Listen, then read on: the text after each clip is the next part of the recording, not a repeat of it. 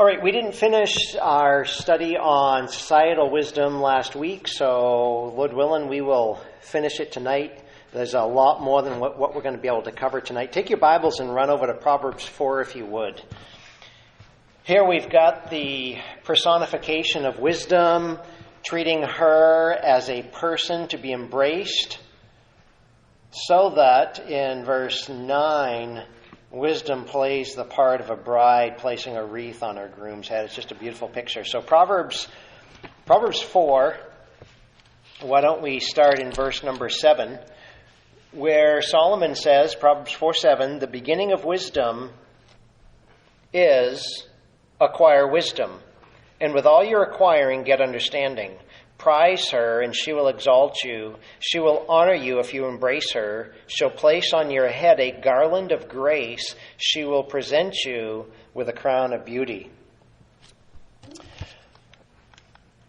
Notice on our first slide here that since wisdom is the greatest treasure in life, the young man, or anyone for that matter, should make winning her the primary goal of life. Winning wisdom. Now, as Solomon talks to his son about gathering wisdom, wisdom is the primary pursuit of life. It could have been because I was a deaf young person growing up in the church, but I wonder when I was growing up in the church, where was this kind of thinking? You know, as I counsel single people who are trying to navigate the areas of courtship and other areas that you need much wisdom for. And my buddy Ernie Baker wrote a helpful book entitled Marry Wisely, Marry Well. Because you don't want to get into a relationship for a lifetime having what you don't want. It's better to be having or wanting what you don't have, and being in a position where you're just waiting on God's timing, and as you apply wisdom to life in God's proper timing, He's going to hook you up with a spouse for the rest of your life. And so, you know, as I have read his book and have some of my young people in my own family read it, and I counsel others, where has this approach to life been? Marry wisely, marry well. Where was such a resource when I was growing up? Further, the approach that not only prohibits physical engagement with the one you're pursuing for a lifetime and warns of the dangers inherent, but looking at it from the angle that Solomon does here in Proverbs 4, that wisdom adorns a wise life. You know, it's beautiful jewelry about that wise person's neck. That's what he pictures here. She'll place on your head, verse 9, a garland of grace. She'll present you with a crown of beauty. Remember elsewhere in Proverbs how Solomon says that even our gray hairs are a crown of righteousness if it's found in the way of righteousness. A crown of glory if it's found in the way of righteousness. Sorry to misquote Solomon. But Lady Wisdom fills the person with substance and eternal reality rather than the emptiness and vanity that so many people are chasing after. So Solomon impresses the importance of getting it. Get wisdom. You know, the first line here in verse number 7, the beginning of wisdom is, and you know, this is the New American Standard that I usually preach out of, and we got a colon there. The beginning of wisdom is acquire wisdom. So it's either the beginning is wisdom, get wisdom, or the beginning of wisdom is, as it's translated here in the New American Standard, get wisdom.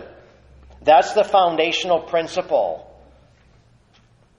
This latter rendering seems more grammatically probable. Could be a blunt way of saying what it takes is not brains or opportunity, but decision. Do you want it? Come get it.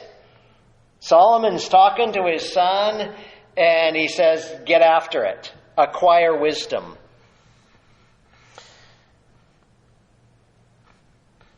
as you keep moseying down through, and he talks about how we ought to prize her, and she will exalt you, she will honor you if you embrace her. One New Testament passage that was rattling around my head as I was reading that is Galatians 6, where in Pauline theology, Paul says, "Do not be deceived. Whatsoever a man sows, that shall he also reap." What you do might be hidden, but the demonstration of life is going to show the reality as to whether or not you and I are wise people or fools. So Solomon impresses the importance of getting this, chasing after Lady Wisdom, not the strange woman of Proverbs. In this verse 8 that we just read, he shows the parallel reward, that when you prioritize Lady Wisdom, she in turn exalts you. So you pursue her, she'll put you on display. Wisdom brings honor, esteem, and embrace. These are words of action. So she becomes a crown to her husband. In verse 6, we were told that she'll guard you. She will watch over you if you love her. She's the one who can watch over your soul. What do we need in life? We need wisdom. This is not someone talking in some detached way of an unimportant truth, but a father to his son feeling his child's soul is perishing unless it's taught and led in wisdom's way. Remember what I've said I think it was in the introduction to Proverbs. Solomon's saying to his son, I'm the poster child, don't be like dad.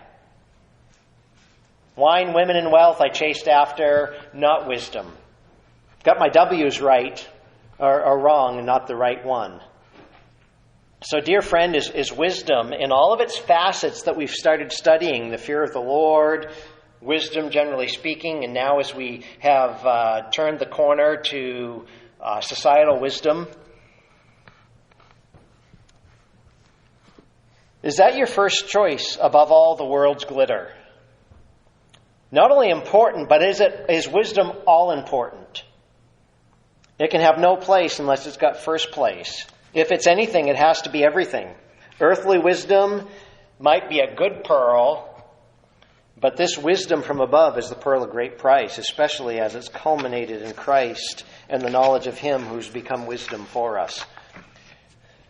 So as we ratchet it down and focus our wisdom down in its societal relationships, turn over a few chapters to Proverbs 10. Proverbs 10, verses 6 to 11. And you might wonder, why these set of verses? Well, I took these verses together as they're a section. Let me introduce you to a Hebrew technique that is used in the Old Testament. It's called inclusio, where the phrase we're going to be seeing at the front end of this section is repeated at the end of this section as brackets. And inclusio is just bracketing in these truths, and so we're taking this as a section. There's a repetition of the line, but the mouth of the wicked conceals violence. So notice verse 6 through verse number 11. Saul says, blessings are on the head of the righteous, but the mouth of the wicked conceals violence. The memory of the righteous is blessed, but the name of the wicked will rot. The wise of heart will receive commands, but a babbling fool will be ruined.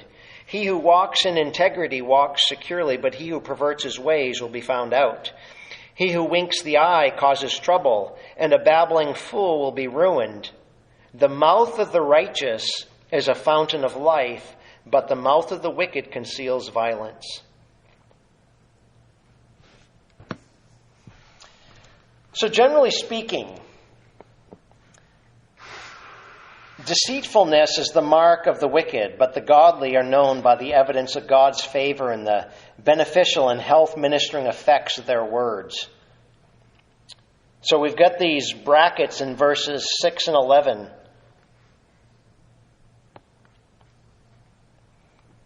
While the righteous secure their place in this world, A life of deception holds out only the promise of detection and disgrace.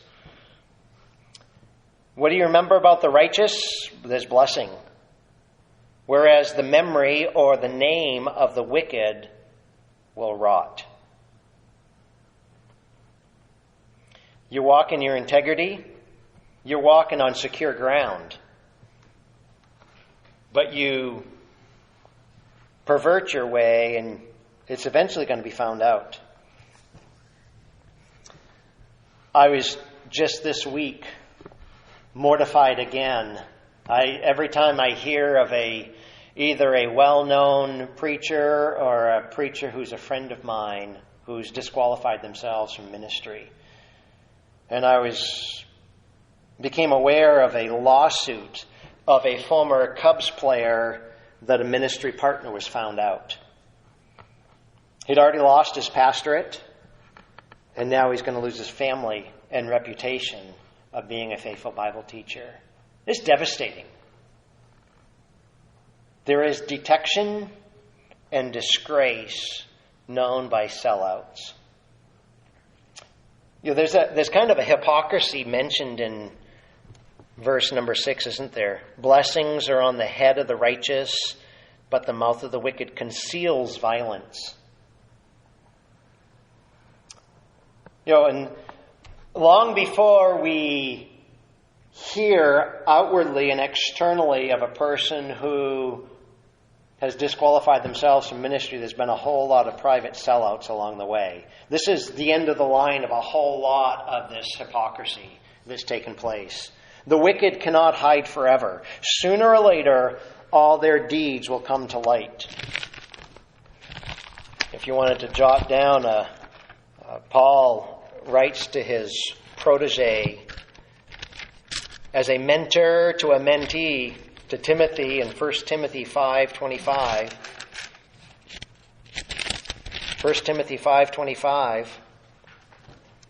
And he says, likewise also, deeds that are good are quite evident, and those which are otherwise cannot be concealed. You've heard me use the phrase before, I'll use it again. Time and truth walk hand in hand. Give enough time, you know the truth about somebody. And so here back in Proverbs 10, where we've mentioned how that in societal wisdom, how we behave in life develops our name, our reputation. We have said that the behaviors externally come out of our heart. So what is inside comes outside. So again, verse 7 of Proverbs 10, where we're told that the memory of the righteous is blessed, but the name of the wicked will rot. We remember both the righteous and the wicked. The righteous maintain a special place in the eyes and the heart of God, but also of man. One who's walking in their integrity, who's benevolent, who's generous, who has a good name. They're a blessing to their family. They're a blessing to their church. It applies to godly parents. It applies to faithful ministers. It applies to righteous kings, public benefactors, and any self-denying Christian. When the writer of Hebrews talks to those in the congregation in Hebrews 13:7, notice the outcome of your leader's faith and so follow. There's the example of godliness that we talked about in our series on the church. We don't hear a lot of that these days. The power of example through godly, qualified leaders. One put it this way in regards to reputation.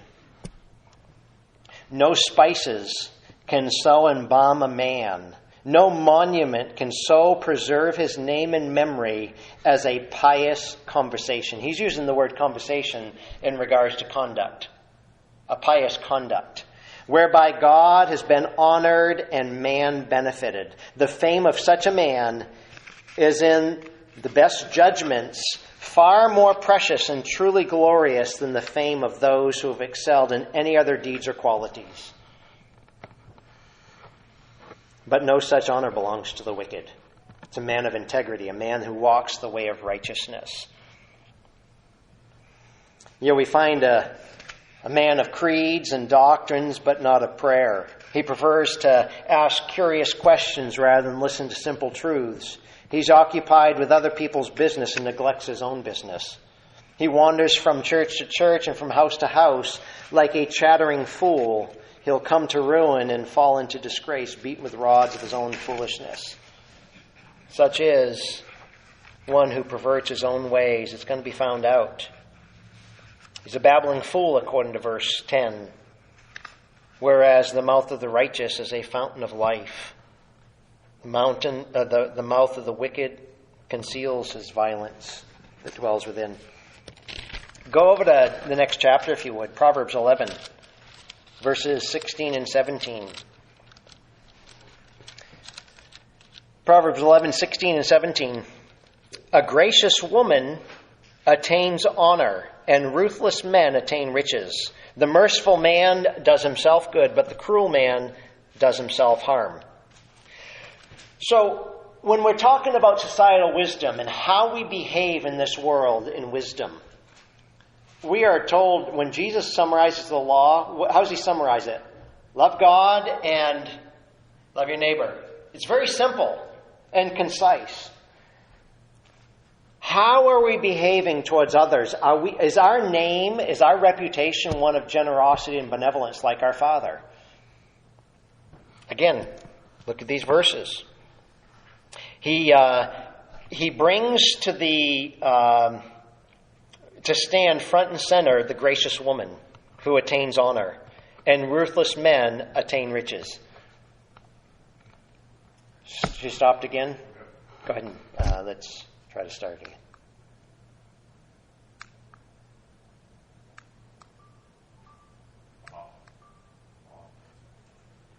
We're on? Okay. If you can.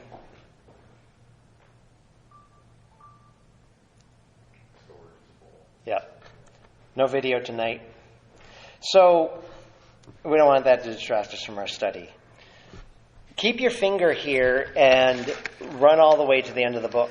Proverbs 31. What's in Proverbs 31? The exemplary woman. Yeah. Proverbs 31:30. Charm is deceitful, beauty is vain, but a woman who fears the Lord, she shall be praised. So, back in Proverbs 11. Gracious woman attains honor, but a ruthless men attain riches. Kind man is blessed by the Lord. He shows mercy. This is Jesus' words in the Sermon on the Mount, Matthew 5:7. Whether you be a kind woman or a cruel man, a kind man or a ruthless man. These parallels are all over the book of Proverbs. It's interesting that a kind-hearted woman is set next to a ruthless man in the text. Many men seek to establish themselves and learn respect through their accomplishments. Yet the kind-hearted woman personifies the somewhat more feminine trait of placing relationships above career and achievements. A suggested contrast between ease with which a gracious lady wins respect and the hard effort men must put into producing wealth.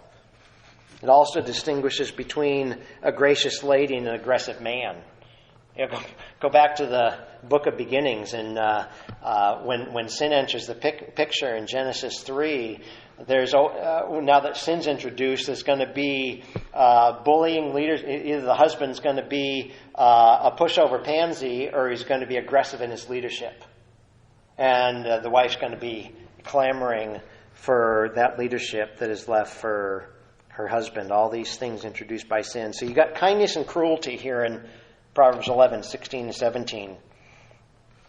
The contrast here is kindness and cruelty. The word kind is the many-faceted Hebrew word discussed back in chapter 3 last week. One who's faithful, who's reliable, who's trustworthy, who's loving and kind. That's a good name to go on your tombstone. Here lies one who is faithful, reliable, trustworthy, loving, or kind. Recall that the kindness spoken of is that Hebrew term hesed. It's a steadfastness of love, just like God's.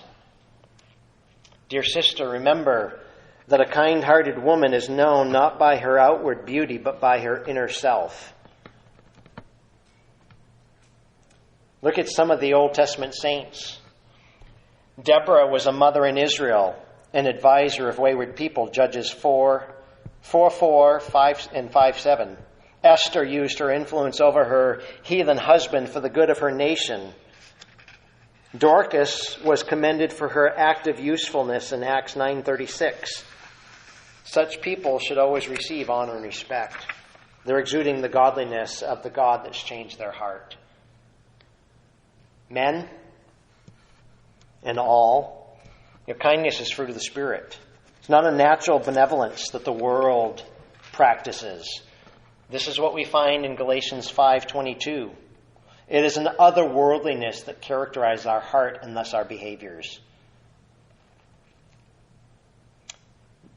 Bridges in his commentary put it this way: not pity in words and looks. It's when our neighbor's trouble descends into the depths of our hearts and draws out from there our inner compassion. The hesed that's characteristic of our Father is what he's referring to. Since we're in Proverbs 11, drop your eyes down to verses 23 to 27.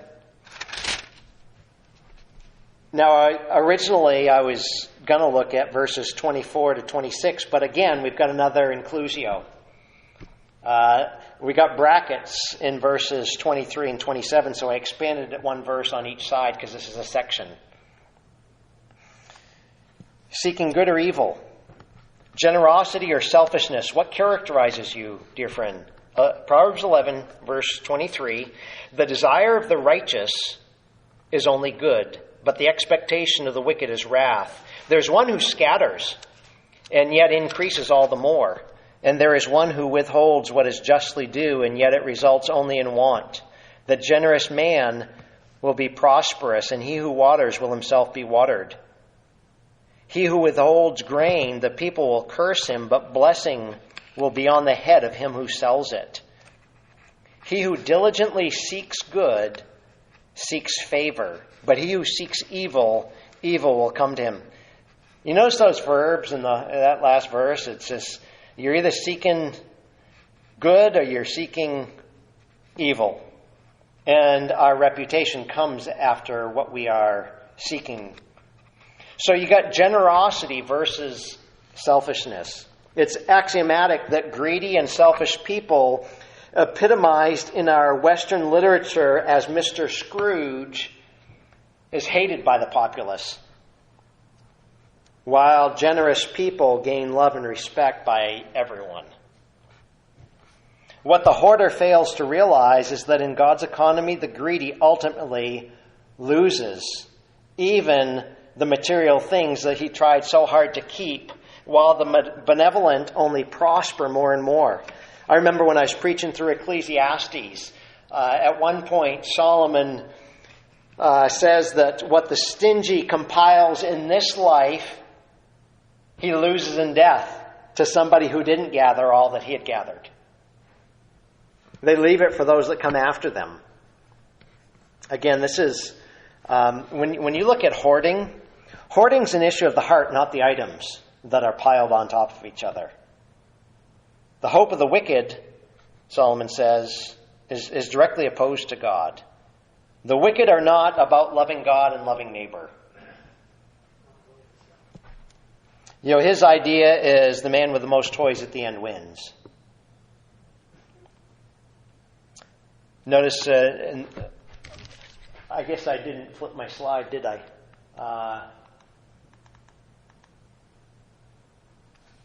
In verse 24, the rich get richer, the poor get poorer. Did you notice that as you read through it? The one who scatters and yet increases all the more, and there is one who withholds what is justly due and yet results only in want. There's a paradox that we sometimes lose to gain. We see, especially in poor nations, that poor are trapped in an endless syndrome of poverty from which they can never free themselves. But just saving what you have isn't enough either. If you were to boil all the principles of stewardship and finance in the Bible, God gives us money and wealth to live and to give. So even if we can, at the end of the month, we've paid all our bills, and we don't have many dimes in the checkbook, we've paid all our bills, we still have not accomplished all that God would have for our goal. Our goal is to take care of ourselves and our family and be benevolent to the needy. So to live and to give. Financial experts tell us that we must invest our money in something that increases in value. Real estate's often been the best standard. But in verse 24, he doesn't tell us to invest in order to have a hedge on inflation, but rather that God blesses the generous and he ignores the stingy.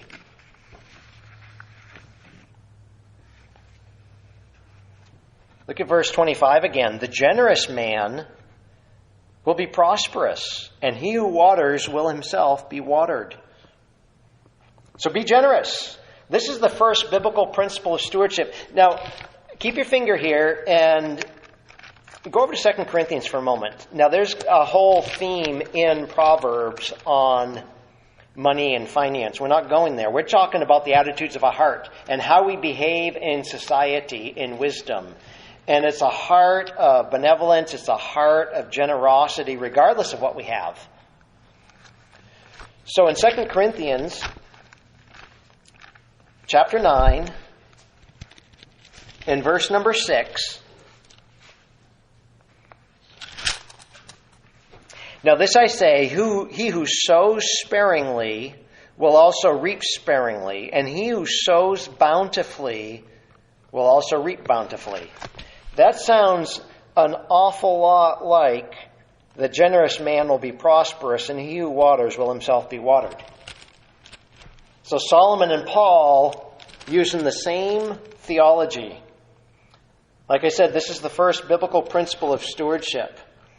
Paul expands on the principle Solomon lays down in Proverbs. Generosity. Remember the words in Acts 20:35? It's more blessed to give than to receive. We observe from others what it is to have a generous spirit. We see it from cover to cover in Scripture.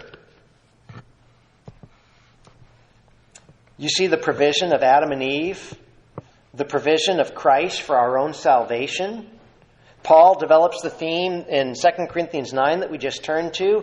And matter of fact, he ends in verse 15 of 2 Corinthians 9. Thanks be to God for his indescribable gift. That which is beyond description or understanding. So nobody can outgive God. God's given it all. He spared not his only beloved Son. And so we're to mirror that same generous spirit in life. Paul reminds us that we're stewards of God's gifts. Matter of fact, verse 11 of 2 Corinthians 9, you'll be enriched in everything for all liberality, which through us is producing thanksgiving to God.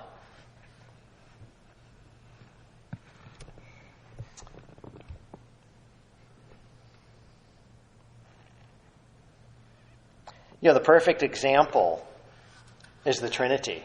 To be like Christ, we need to be generous.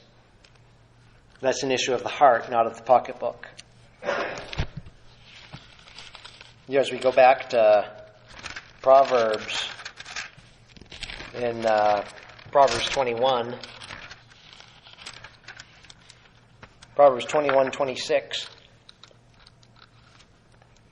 All day long he is craving while the righteous gives and does not hold back. You had just been talking about one who is proud, haughty, scoffer are his names, who acts with insolent pride. You want the world's smallest package? It's a man wrapped up in himself.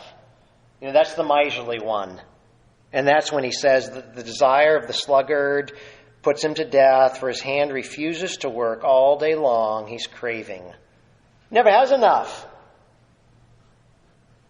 While the righteous gives and doesn't hold back. Solomon there connects generosity with righteousness. Look at the economy of God. Over in the next chapter, Proverbs 22:9, is how God responds to the generous versus the miserly. 22:9, he who is generous will be blessed, for he gives some of his food to the poor. But what about the miserly? 28:27. How's God respond there? Not quite so good. He who gives to the poor will never want, but he who shuts his eyes will have many curses. Now that's pretty strong talk. Our generosity demonstrates our righteousness. A transformed heart behaves in society with benevolent wisdom. Wish we had time to go to some of these other Proverbs back in Proverbs 14. Generosity contrasted with despising. The psalmist says in Psalm 41:1, blessed is the one who considers the poor. I forget if it was the beginning of this week or the end of last week as my wife came home. She's got a ministry opportunity at work. There's a homeless guy that his name is George. And George is one of my wife's ministry opportunities. And she tried, this guy's bag was all ripped, a paper bag, and she tried giving him a bag, and he won't accept something for nothing. And so he wouldn't take her bag. She couldn't talk him into it. And I think it was close to triple digits Monday. And so she had a couple of bottles of water, because we keep our vehicles stocked with water bottles because we want to give them out with gospel tracts. And so she said, hey, George, here's some bottles of water, but you got to take them in the bag that they're in, just so she could get that bag to him. Trying to consider the poor. How can I take care of somebody who doesn't want to be taken care of? Well, if you need me, call me. No. It is aggressive. It is pursuing. I mentioned if we had time, we'd go back to Proverbs 14. And in verse 31 of Proverbs 14, Solomon connects the image of God. When we despise the poor, we've despised the image of God in the soul of man. Recently, there's a Twitter feed where somebody who propounds to want to become a shepherd and be in the ministry talked about expending energy on those who didn't really matter. Really? Okay, it came out publicly what was going on in your heart. Then why expend yourself in the ministry for people? That doesn't mirror the image of the Good Shepherd. God deals with generosity. His people deal with generosity, not being misers. By wisdom, you build a reputation of integrity, generosity, benevolence. Do you have a name of grace and mercy? Well, let the old Baptist preacher put it this way. Spurgeon said, the meteor, if it once fall, cannot be rekindled. When those who once flashed before the eyes of the religious public with the blaze of a vain profession fall into open and scandalous sin, it's impossible to renew their glory. Once break the egg of hypocrisy, and who can repair the damage? Boy, Spurgeon's got some convicting words of reputation. A good name is better than a girdle of gold, and when that is gone, What has a man left?